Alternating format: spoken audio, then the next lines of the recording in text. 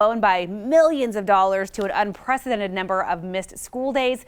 This winter has certainly taken its toll. In fact, on this President's Day holiday, students in the West Ada School District are sitting in class due to being out of class so many times due to inclement weather. So we wanted to know what, if anything, local agencies might do differently next time around. It turns out when it comes to learning a community's strengths and weaknesses, there's no lesson like a snow lesson.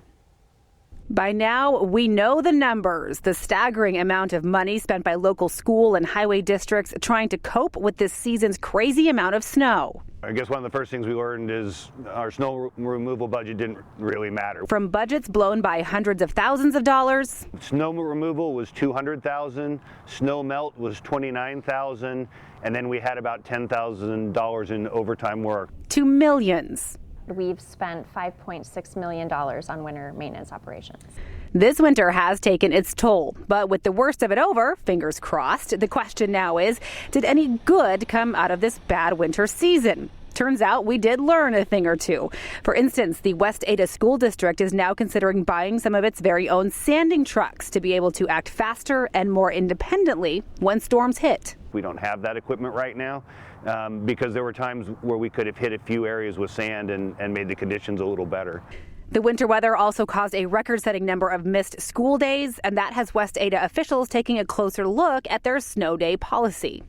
I think we need to clean up that policy a little bit, not what it says to do, but it wasn't crystal clear in terms of exactly what was triggering those closures. So that's something we're going to take back to the board and clean up a little bit.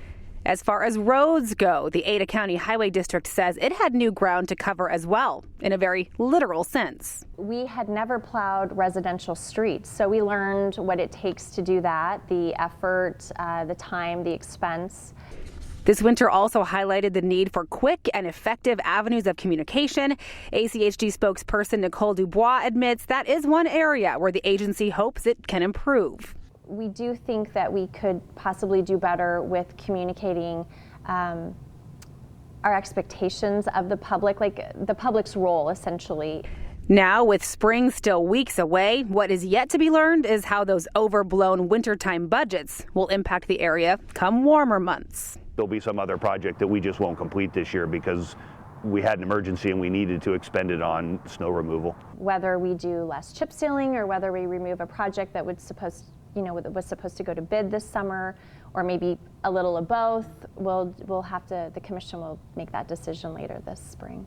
Still, smack in the middle of Snowpocalypse 2017, there was one lesson learned that probably didn't surprise anyone. It's something that you don't really see until you're kind of in the middle of it, and that was really how this community pulled together to help each other. And we did reach out to the city of Nampa for comment on this story as well, but they told me they're still in the process of figuring out exactly all they learned from this wild winter and weren't ready to comment quite yet. ACHD says it has over a month still to go for their wintertime operations, so won't know until April which summertime projects may have to get put on hold. Jillian.